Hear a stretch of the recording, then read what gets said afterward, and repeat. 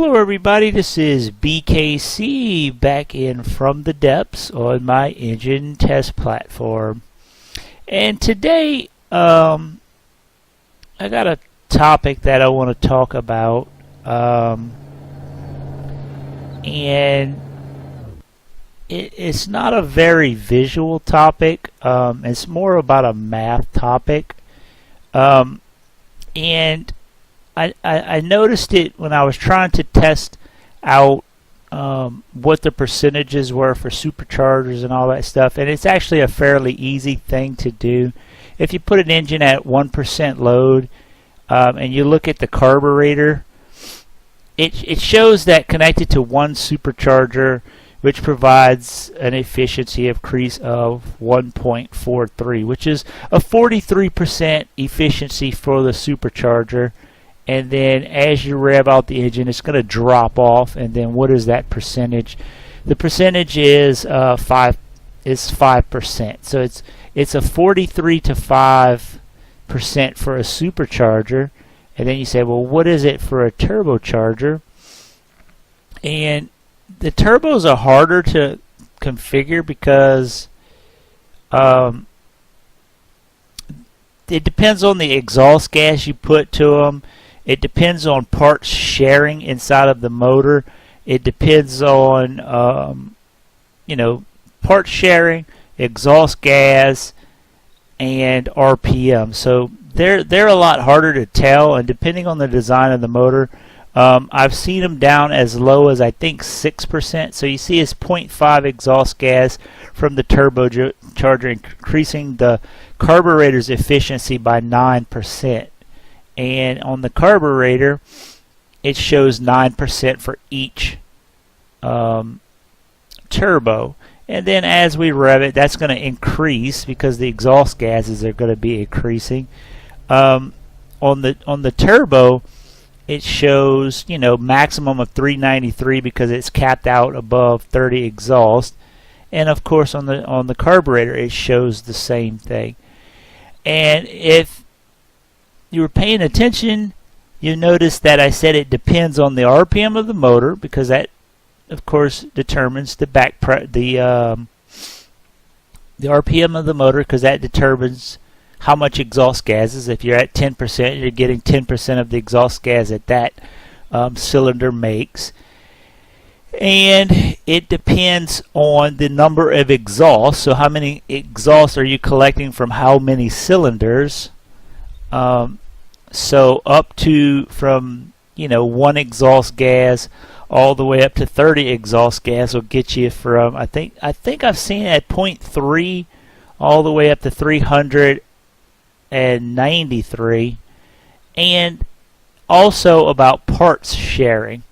So I went back and I checked my motors to see how many of them, because I was also trying to find out, nail down what was the advantages of, or how does the carburetor formula figure out the turbos. And I want to see if that 1 carb, 2 carb, 3 carb, 4 carb, I wanted to try to figure out that advantage. But since my motor designs are all so different, I haven't really nailed that down. But I picked up a discrepancy in the formula for exhaust, and that discrepancy comes with parts sharing. So if you notice when I was talking about this motor, I said it also is determined by parts sharing. So the first motor that I noticed that it showed up in is my little 3T here.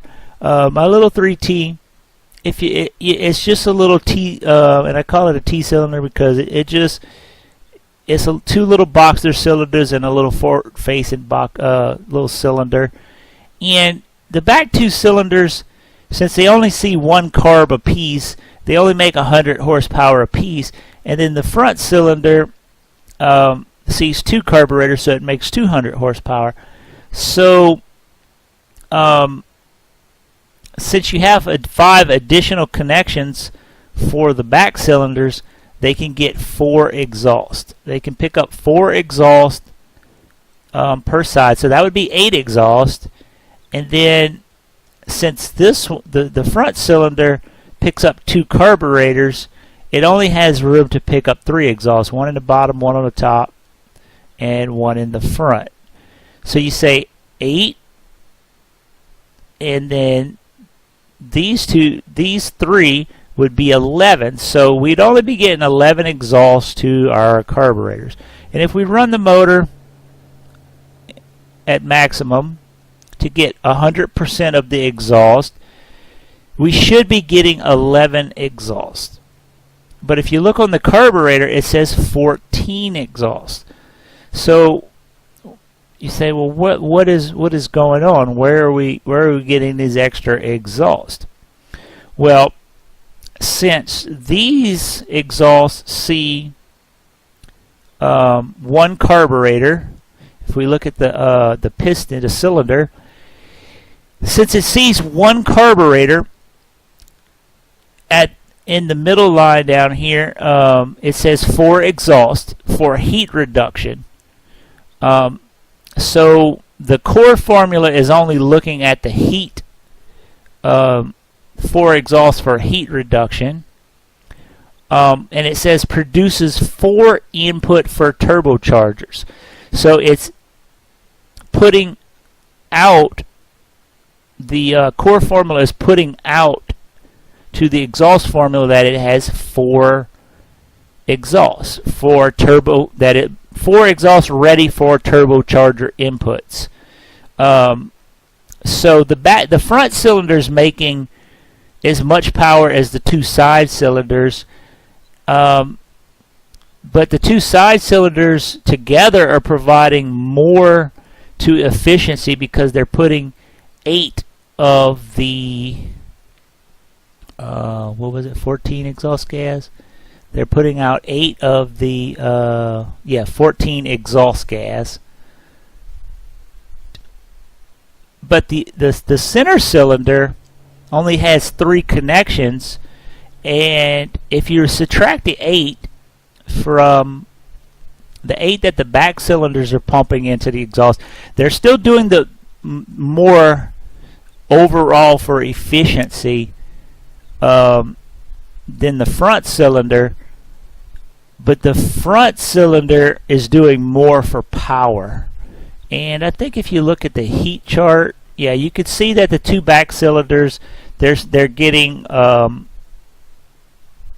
carburetor, 1 supercharger because there's a supercharger attached, and 4 exhausts. And then the front cylinder is running at a 2% heat soak, but it sees 2 carbs, 2 superchargers, and it only has 3 exhausts. So the front cylinder is actually doing more for power than it is doing for efficiency, but we still have a discrepancy of 3 exhausts. So where are we getting the 3 extra exhausts? We're getting the 3 extra exhausts because this cylinder is making 3 exhausts for this carburetor and 3 exhausts for this carburetor. So this cylinder is making 100 power per cylinder. This one is making 2 power per cylinder. Since it sees 2 carbs, it's making twice the power. It's burning twice the fuel, which makes twice the heat. But since we only have 3 exhausts, it shows up in the heat soak that it's twice as hot of a cylinder. But it's also, by running twice the fuel, making twice the combustion, it makes twice the exhaust. So if we look at that cylinder, and it's going to be hard to get in there. I hate how hard it is to actually look at some of these parts. Okay, so you notice that it says 3 exhausts for heat reduction, external venting exhaust. It said produces 6 input for turbos. So that's where we are getting the extra 3 for, because we are doubling up these. So ideally, if we could get another, if we could share another carburetor with this, it would, on these back cylinders, we could get rid of an exhaust and put a carburetor on there, and we could get 3 for this. You could get 6 out of this, 6 out of this, 6 out of this, and we would have 18 exhausts, and the motor would be more efficient overall by getting rid of an exhaust. But we're not sharing it with anything, and to make it as efficient as the front cylinder, we would have to put another supercharger on it, which would, you know, bring the binding box out even further. And well, I guess we could put one here, and then we could have above the carburetors for superchargers, and then we could have below the carburetor for one turbocharger. But then we'd have to squeeze another turbocharger, because this the carburetors are seeing 3 turbos per there's 3 turbos per carburetor, so there's no way I could just repeat that pattern, this whole front engine pattern back here. I might get a little bit more efficient. Let's see, could I do that? Yeah, sure, there's no reason why I couldn't. And I might actually try to build my 3T motor with the front repeated to the back. That's a new motor that I will try to be building, and see if the density is worth it or not. And then the biggest motor that I seen this show up in is when I was trying to build this motor. Is an example of maximum efficiency, easy to build beam motors by picking up 30 exhausts. That's why it had to be a 15-cylinder. I picked up 30 exhausts, and I'm picking up 31 because this doesn't break the binding box. If I pick up the 32nd exhaust from the front, it'd break the binding box. You know, this motor's maximum efficiency at it ends up being 97%, but it could run out to 99%, and it kind of falls off of the efficiency because at 99%, well, at 97% it starts losing. Above 97% it starts losing efficiency, and the turbos cannot provide any more efficiency. So the RPM is going up, but I'm not getting any extra efficiency for the last 3 percentiles. So at 99% it still uses the same amount of fuel. We haven't fallen off of maximum power, but at 100% it falls off, and it actually starts using more fuel per cylinder, and it bumps up to 1.2 per cylinder. And I was trying to figure out why that did that, and why you know, this one can go up to 100%, and it's mainly because they both use 1.1 at 97%, but this one can go over 100, and it turned out to be just a simple answer of if we go up to the carb, the extra efficiency, let's see, where does it say it at? Okay, at the very bottom it says connected to one supercharger, which provides an efficiency increase of 105, which is 5%. So the carburetor makes up the extra 5%, and it shows up in the power per fuel in the 247 versus the 351, and the 653 versus 793, and then that 5% is which makes up the 1288 to the 1356, and it also makes up for the fact that this makes 1301 at max efficiency, and this one makes 1370. But I was trying to investigate what we could do to this motor. If you said, BKC, I like the efficiency of this motor, but I don't need anywhere near 1500 horsepower. How can I cut it back? How can I don't need that much power, because it's not super efficient in the mid-range. It's more efficient than this one in the mid-range. but how could I cut it back? Well, if you cut it back, if you said you needed 2,000 horsepower, that's fine, because we could just add 5 more cylinders on here and get you up to 2,000 horsepower, just repeating the patterns, and it would pretty much stay the same. Matter of fact, it'd get more efficient in the mid-range, because as the turbo started to drop off, as the supercharger started to drop off in efficiency, the turbos would get more exhaust and get more efficient quicker, and it would get more efficient in the mid-range. So extending these motors out actually makes them more efficient. And if you didn't have the room, this one actually would get more efficient. But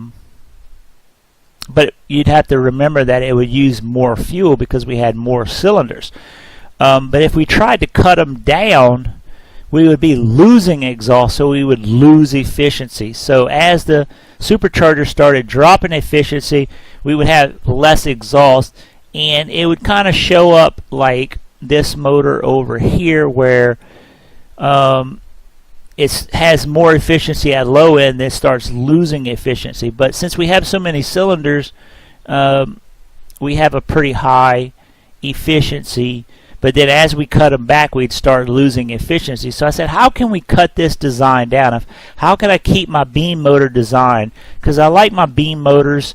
In long, skinny V-hulls, these things, if you put them toward the bottom or toward the hull, you put this near the keel, and then as it starts to angle up, it gets a little wider, and you got room for this. It takes advantage of the wasted space that these engines inherently have toward the bottom, because there's no way to use this space. I said, how can we cut this down? So I made this motor, and this is a new motor I made. What I said, if we're going to cut this down to get less power out of it, we're going to lose efficiency, so I need to collect more exhaust. So what I started doing is I said we're going to have to collect exhaust from all 4 sides. So I put a cylinder and I collected a ring of exhaust around. I put a cylinder, collected a ring of exhaust, put a clang, and then if you do that, it extends the length of the motor out with less cylinders. And to get 30 exhausts, I need 7.5 cylinders. Well, you can't do a half of a cylinder, so I had to bring it out to 8 cylinders. And wouldn't you know, 8 cylinders fits in the exact same crank arrangement, because this motor is 3x5x16. Well, this motor is 3x4x16, and this motor is 3x4x16. But this is only 8-cylinder, 800 horsepower, because I had to space the cranks out. I had to space the cylinders out so I could collect more exhaust. So 8 cylinders. It'd be 8 cylinders times 4. It'd bring me 32 exhaust, but since I didn't want to break the binding box like I did on, like on these cylinders, I don't get it out here. So instead of 32 cylinders exhaust, I'm getting 31 exhaust, exactly like these 2 motors. And in building the motor up, I put the supercharger, I put the carburetors on top of each cylinder, just like this, because I wanted to keep the core layout the same. And then I put the supercharger on top. So the supercharger is the exact same height as that one, and I was hoping I could keep the space of this motor and keep the efficiency of this motor, but cut it down. So even if you wanted to cut down this motor, you would actually gain a little bit of efficiency. So you say, I like the efficiency of this, but I don't need the power of that. Or if you didn't have the space for this and you were stuck with this and you just wanted to cut it down some, there's no way you could do it without losing efficiency. But in putting the carburetors on top of the cylinder, and which is really the only place you could connect it when you collect 4 exhaust rings around, I put the superchargers on top, and I noticed that instead of putting the superchargers up like this, since I have less of them, I could lay them down, and it actually, I think it looks really cool with the exhaust manifold under the bottom and the laid down turbochargers. And I was able to use this layout of crossover pipes from the non-inline turbos and put them in between the carburetors. So you got your exhaust collection here, you got your crossover pipe there, and then we're still stuck with the same layout of these little crossover pipes with the exhaust facing up, because we cannot go down. The only one going down is this one where it collects the exhaust. The rest of them are staggered crossover pipes from the tops, and they just, if you look at it from the top, it collects in this one and it snakes back and forth and gives us an exhaust here. And what I was able to do is keep the efficiency of this motor in the space of this motor. And I said, okay, well, that's pretty cool, because it flowed good in the building, and I think it looks cool. I always thought this looks cool. The crossover pipe design looks really cool. This one's probably the ugliest of it, but since it's more efficient, it is what it is. And this one I think looks cool. But it was a shame that I couldn't save any space.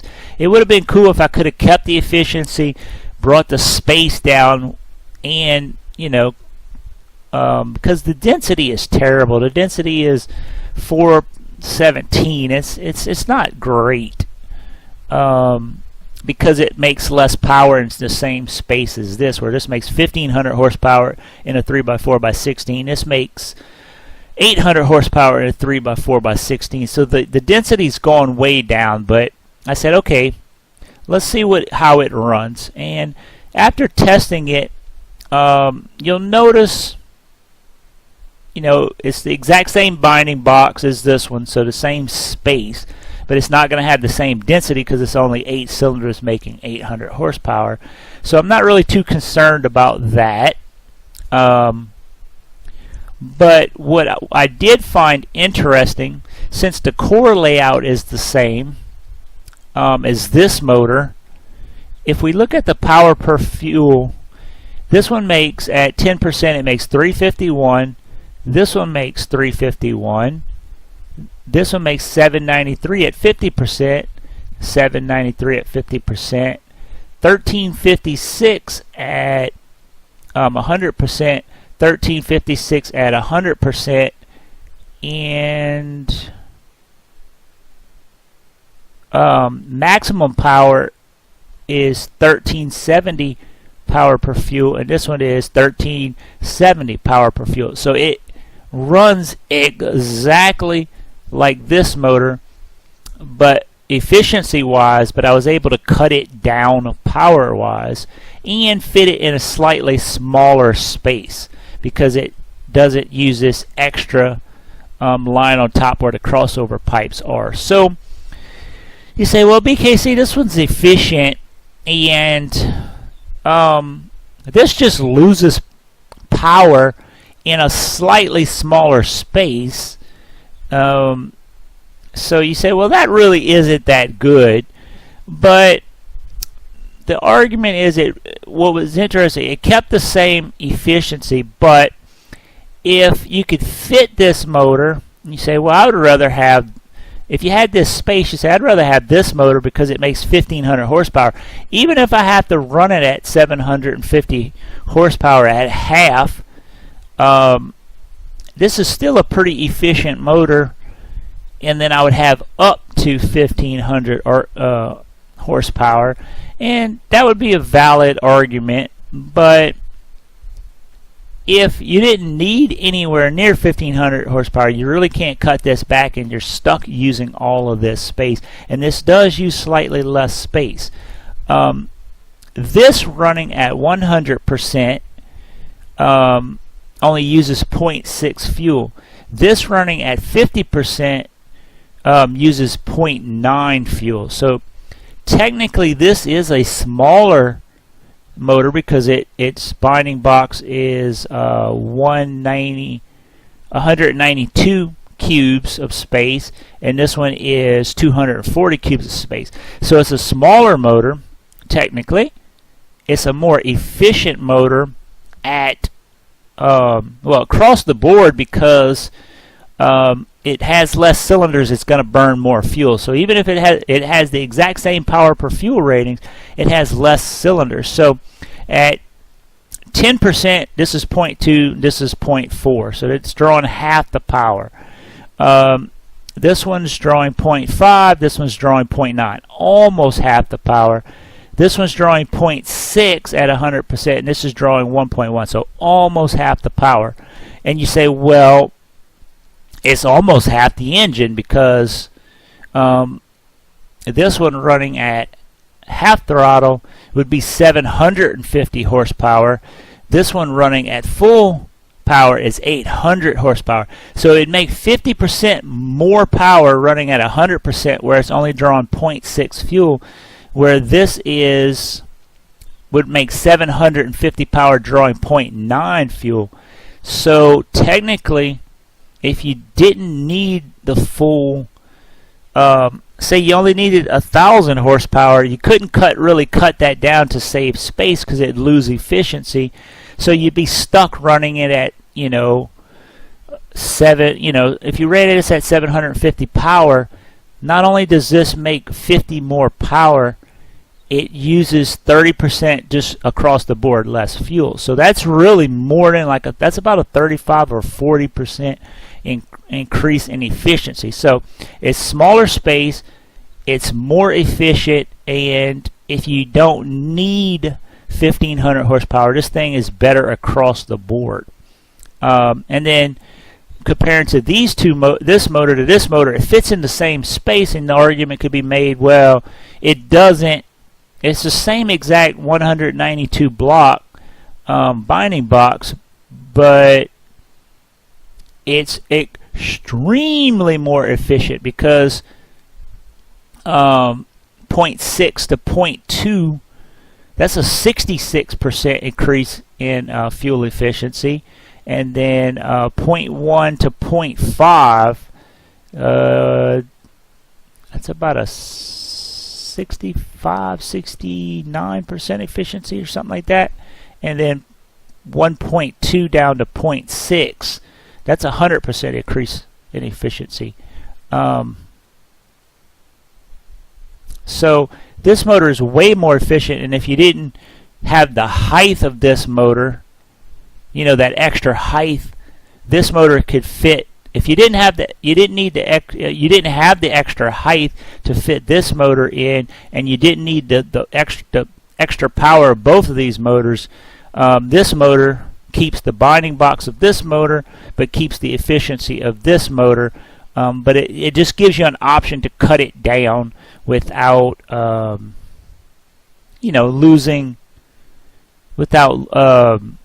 losing efficiency like both of these motors would if we tried to cut these two down. And then halfway through building this motor, before I plumbed it up and even knew it was going to be successful, I came up with another idea, and then I had to hurry up and finish this one and test it, because I didn't want to lose this idea. What I thought was, I said, okay, well, instead of collecting exhaust here, what if I shared carburetors? Because we saw over here that sharing a carburetor, when a cylinder sees two carburetors, it burns twice. It makes twice the power. It burns twice the fuel, and but it also receives twice the efficiency from the connected efficiency parts, and it makes twice the exhaust. So I thought about it, and I said, well, if it's making twice the exhaust per cylinder, then I can give up an exhaust. I could give up 2 exhausts per cylinder. And then by putting the carb sharing, each cylinder would make double the power. So I was like, man, this is going to be an insane motor. It'll fit in the same space as this. It's going to make twice the power, and it's going to be even more efficient. And you say, well, BKC, you can't do that. You can't. You said that if we push towards more efficiency, we got to give up something else. If we push toward more power, we got to give something else up, and we got to, So I was thinking, I was like, did I break my own engine design triangle? And so I went ahead and did that. I built the motor, the same exact layout as this motor, and I shared the carbs. So I put the carbs in between the spaced out cylinders, and you say, okay, well, this motor is longer by one. I had to do that to sit it on the block to fit it on the engine test stand. You'll notice it's 1 block longer in the back, but it's 1 block shorter in the front. So it's the same size, the same core layout as this, and then with the shared carbs, since over the engine block it doesn't violate the binding box, I put another carb there, another carb turbo supercharger layout because of the way it laid out, which lets this cylinder seat make 200 horsepower, this one make 200, this one make 200, this one make 200, this one, and the only one that doesn't make 200 horsepower is this first one. And technically, if you had the room in front, you could just copy this layout right here and put another and gain another horsepower, and it'd be a 1600 horsepower 8-cylinder. But I wanted to keep it consistent to demonstrate the point of how part sharing works. So what was interesting is it has the same binding box as this motor and this motor, a 3x4x16, but I couldn't collect as much exhaust because now exhaust is being taken up by each one. The fronts and the backs are inaccessible, so technically that's 2 exhausts from each, because I can't pick up the one in the front of this cylinder or the back in that cylinder, so I'm losing 2 exhausts per cylinder. But now the superchargers sit lower, because the carbs sit lower, and then all the space around them can be utilized by collecting exhaust. So I can collect 3 exhausts per cylinder.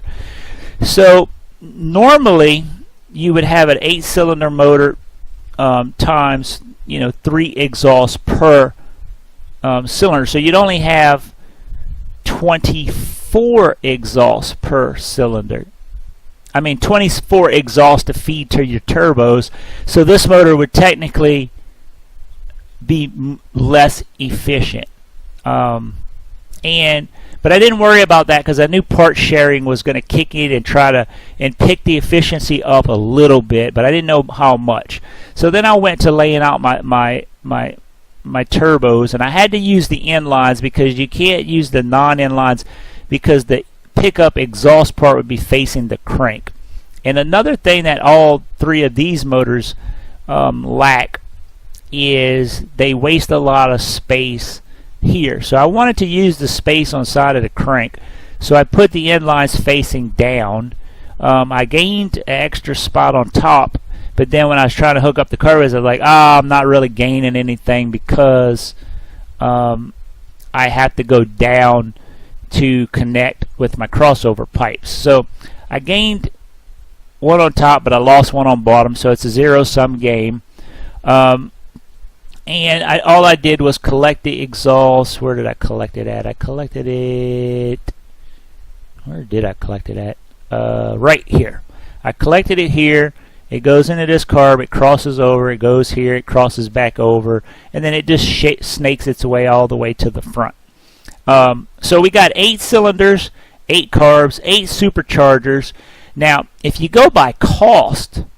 If you go by absolute cost, these 2 motors fit in the exact same space. They have the exact same binding box.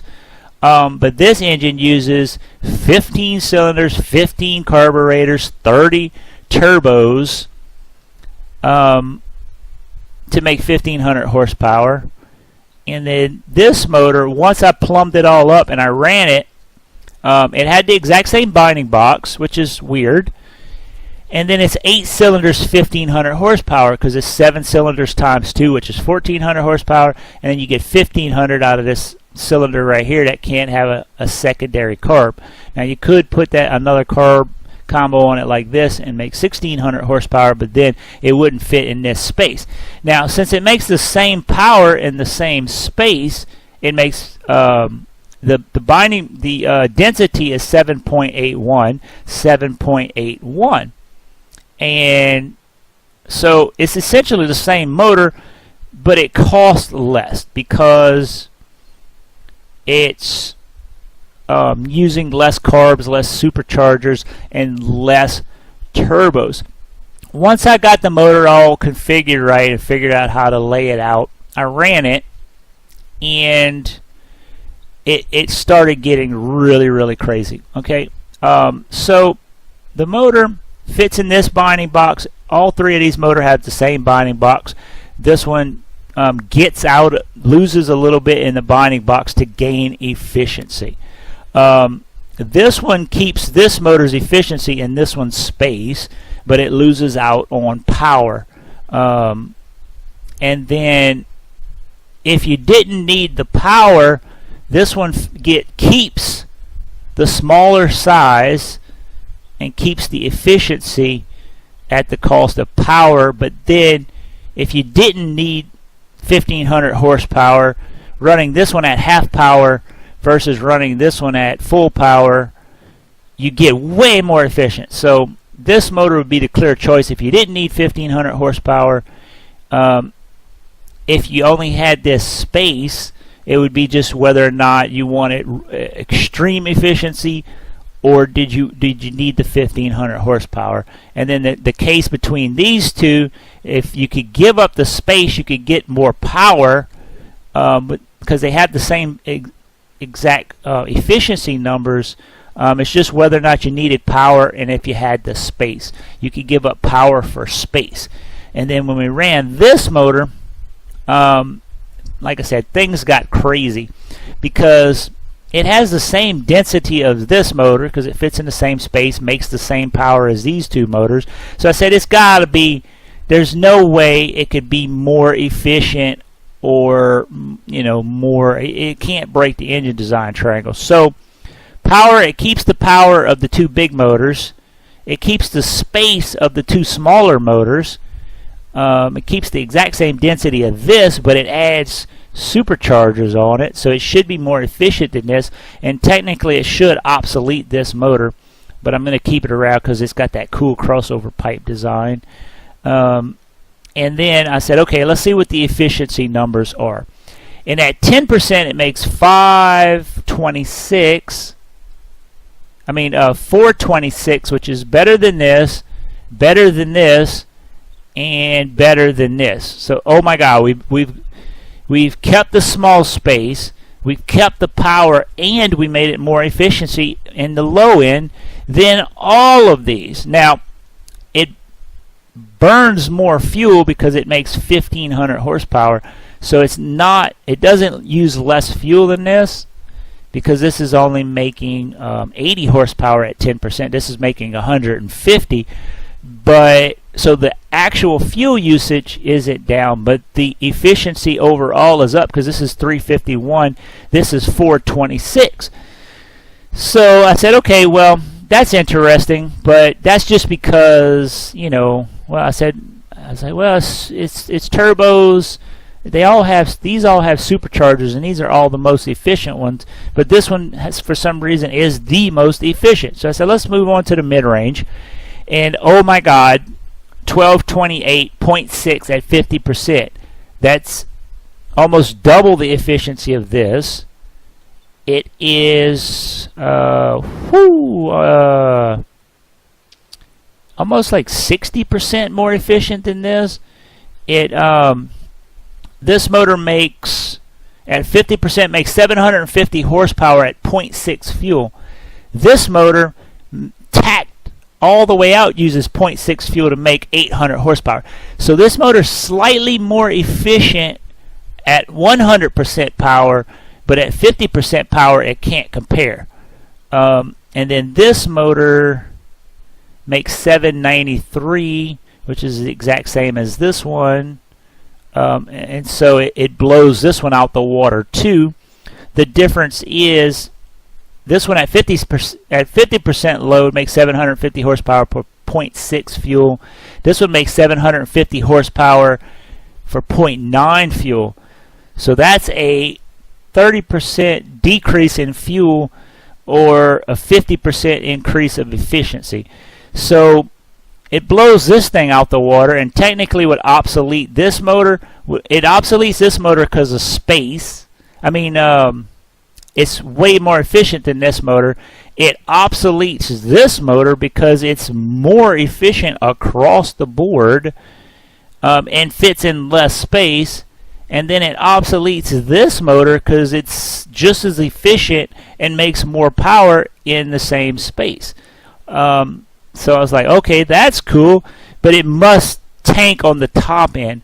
And when I ran the top end, it uses the same, it's 1356 for 1356 at 1.1 fuel. So it ties the most efficient motor in efficiency, and it does it in a smaller space.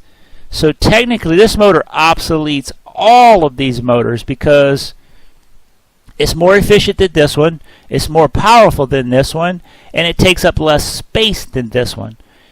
And then, so you say, okay, well, if it just averages out between all these motors, there's got to be some difference between it. But no, it literally beats them in every category.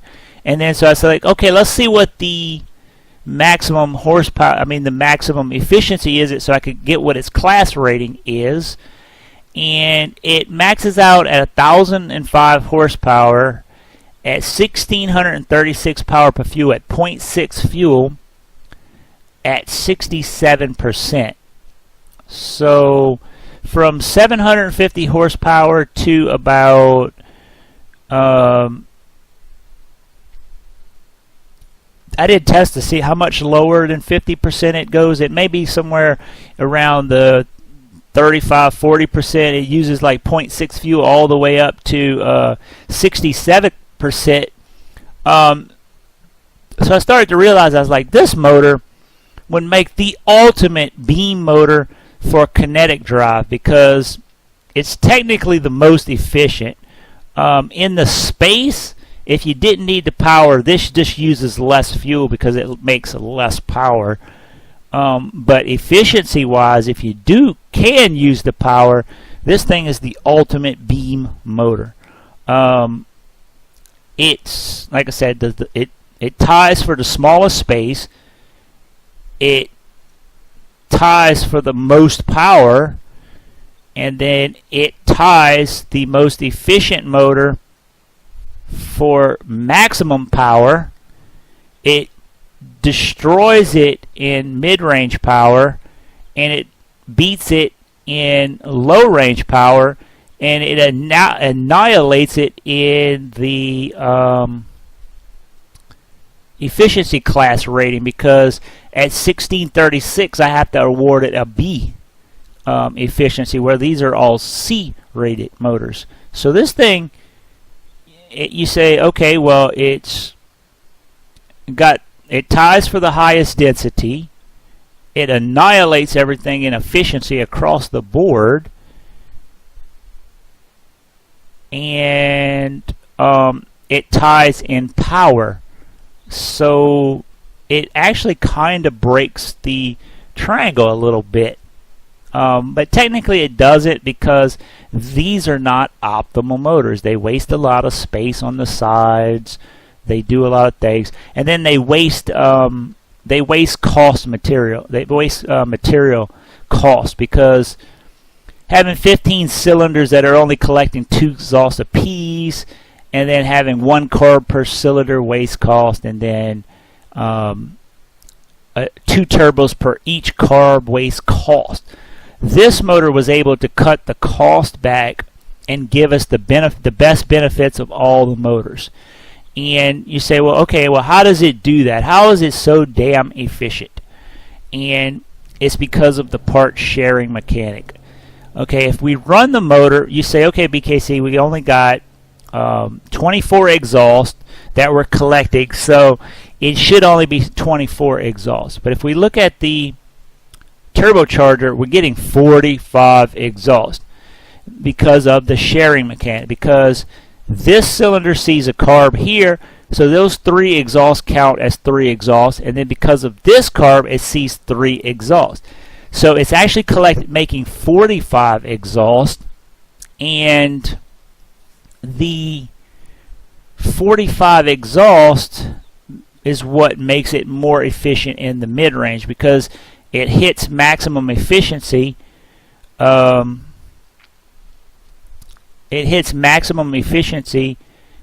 Sooner, and then because of we're multiplying the exhaust times 2, because we're seeing 2 carbs, we're getting double the exhaust feeding into the turbos, and since this turbo is reaching maximum efficiency with 45 exhaust gas, it feeds that efficiency back into this cylinder, and then chains along and comes through these turbos, which goes in here and feeds back into this cylinder again.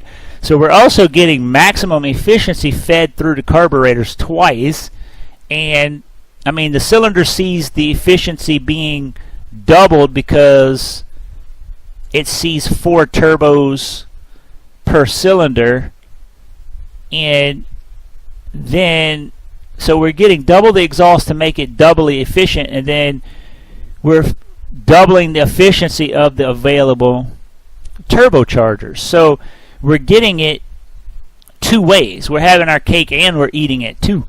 And the other important factor about this motor, I made it an attempt to, like, how do we cut these motors down, and I came up with this motor, which gave me the idea for this motor, which took the benefits of all of 3 of these motors and put it into one, and then we went to the 4th dimension of the triangle. We've cut the cost of the motor down significantly, because we only have 8 superchargers, 8 carburetors, 8 cylinders, and we got 1, 2, 3, 4, 5, 6, 7, 8, 16 turbos instead of 30. 15 carburetors, 15 superchargers, and 30 exhausts. So this motor is way cheaper than any of these. It has all the benefits of all of them. And then there's another important factor, that if you remember that maximum efficiency is at 30 exhaust gases, we're getting 45 here. So technically, if I cut 2 cylinders off, I would lose 6 exhausts, I would lose 9 exhaust. So I can cut 2 cylinders off of here and I would lose 300 horsepower, which would bring it down to a 1200 horsepower 6-cylinder. A 1200 horsepower 6-cylinder, or would it? No, it would be an 1100 horsepower 6-cylinder. And then if I could cut it back, the binding box would be smaller, so then I could put another carburetor, 2 more superchargers, another carburetor, another supercharger, and 2 more turbos, and double feed everything and make it a 1200 horsepower 6-cylinder, and then I would be doubling my exhaust gas that I lost on the first cylinder, and I wouldn't lose as much exhaust. I'd lose efficiency at the cost of gaining some space. The density would go down because I would lose horsepower, but then I would lose. I would gain some space, but I'd lose horsepower. So the density would probably go slightly down, and I would lose a little bit of efficiency. But then I'm getting a smaller motor, and I would still be keeping the efficiency. It would probably never fall below any of these by cutting it down. And I can cut it down 1 cylinder and lose I would lose 6 exhausts because when I would cut it down one cylinder, well, if I just cut it down one cylinder, I just lose 3 exhausts. And so I can make the motor smaller by losing 100 horsepower, but I would still have 42 exhausts, and then the efficiency would change a little bit, but I'm gaining space. So it still would follow the engine build triangle, but it would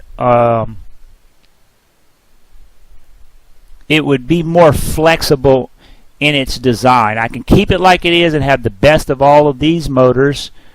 I can cut it down, which you can't do with any of these other motors, to save space, which would cut my efficiency down. So it's still following the design triangle, but it was able to improve on these motors by cutting cost. So this is like my pinnacle of beam motor design. I don't know if I could top this one. This one's going to be hard to beat, but it also is a extremely good example of parts sharing.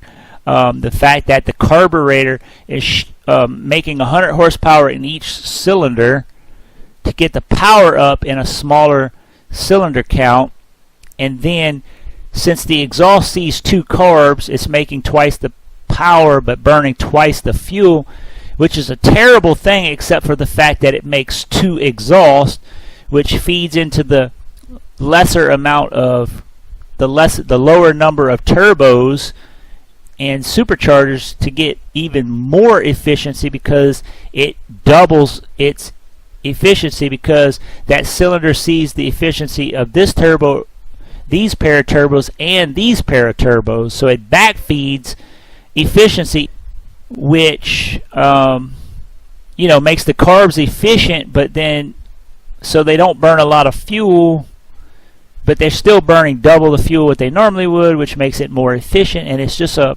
vicious circle. And I think this is probably about the pinnacle of my beam motor design. I've technically obsoleted all 3 of these, but I'm going to keep them because they still do serve a slight different role. And I hope it shows you guys that sharing parts on engines can actually get you more power and more efficiency. I'll see you guys in the next one.